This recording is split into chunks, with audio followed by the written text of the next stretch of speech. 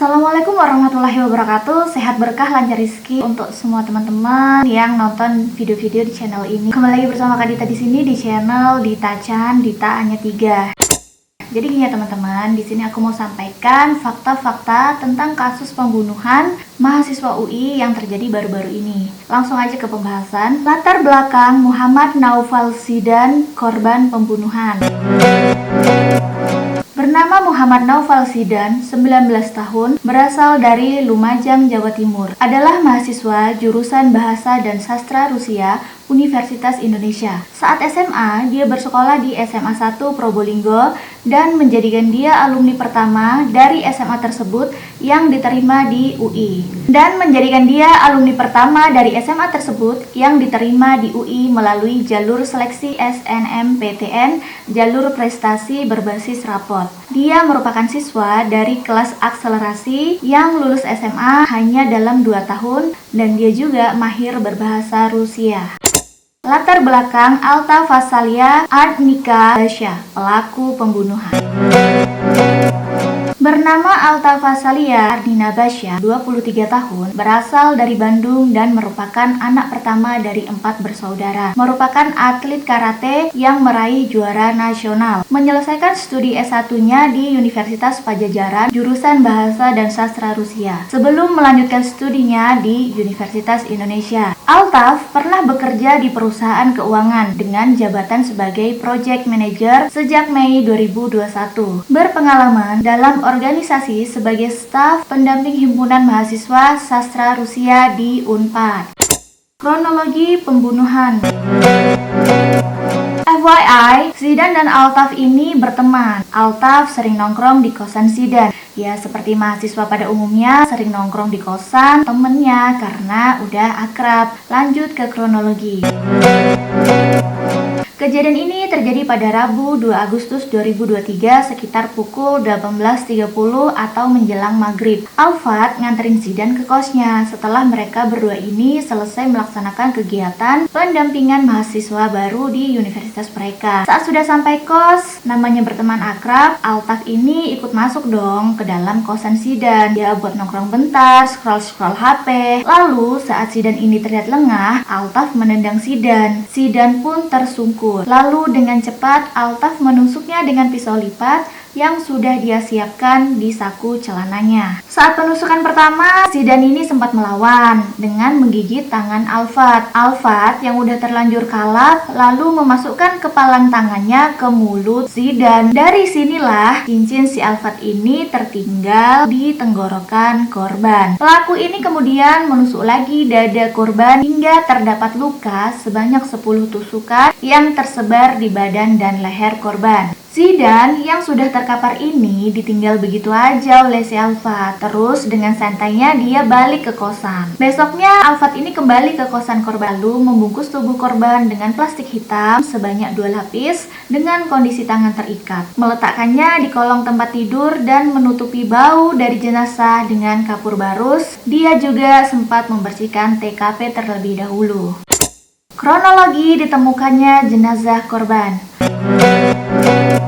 Orang tua korban yang berada di Lumajang ternyata mulai panik karena selama 2 hari handphone dari korban ini tidak bisa dihubungi. Ayah korban lalu menelepon bapak kos untuk membantu mengecek Zidan apakah Zidan ini baik-baik saja atau tidak. Tapi saat dicek melalui jendela kamar kos, tidak ada kenampakan Zidan ada di dalam. Ayahnya Zidan ini masih belum lega dong, soalnya nggak biasanya putranya ini susah dihubungi. Akhirnya sang ayah menghubungi paman Zidan yang tinggal di Jakarta. Pamannya ini gercep datang ke kosan, diketuk-ketuk, nggak ada respon. Akhirnya si paman minta bantuan bapak kos untuk membuka kamar kos dengan kunci cadangan. Akhirnya dari sinilah jenazah korban dapat ditemukan. Motif pelaku pembunuhan.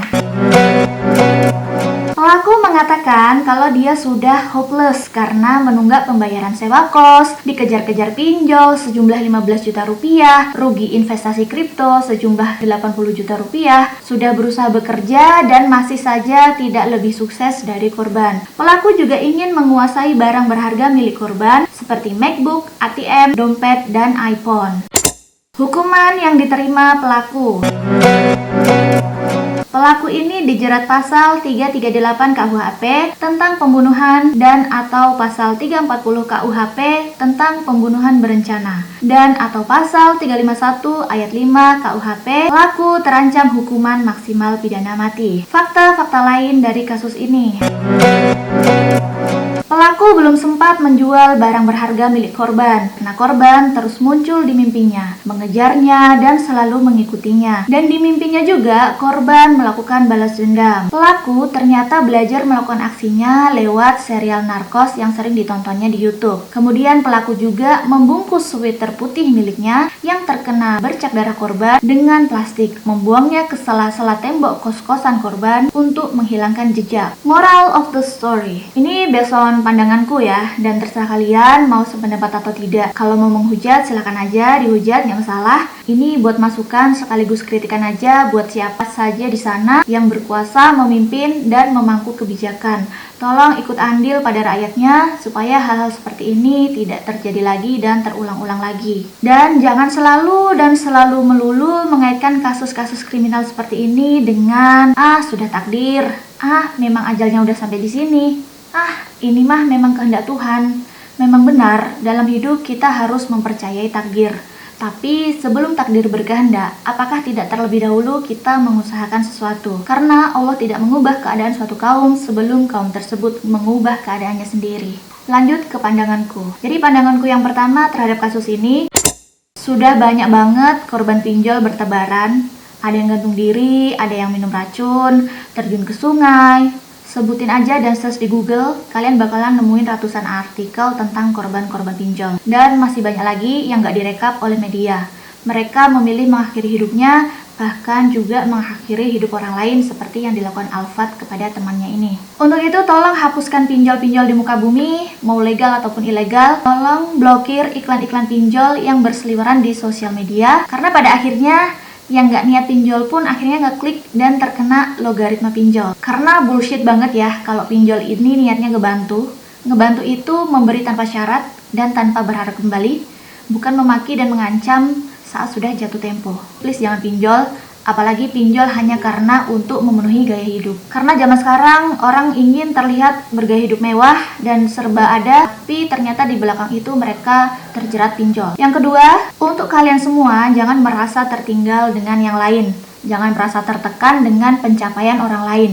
Bersihkan hati, jangan sampai iri, dengki, dan hasad. Dekatkan diri ke agama. It's okay untuk tidak memiliki seperti apa yang dimiliki orang lain. Karena yang wajib kalian miliki adalah hati yang bersih, dan selalu berbaik sangka pada ketetapan Allah. Zaman-zaman sekarang ini semua orang pengen naik tangga, semua orang pengen living in the best life, tapi jangan sampai menghalalkan segala cara untuk mencapainya. Ingat teman-teman, kalian dilihat Allah, ada afterlife yang harus dijalani, ada pada mahsyar dan timbangan amal. Please ingat akhirat.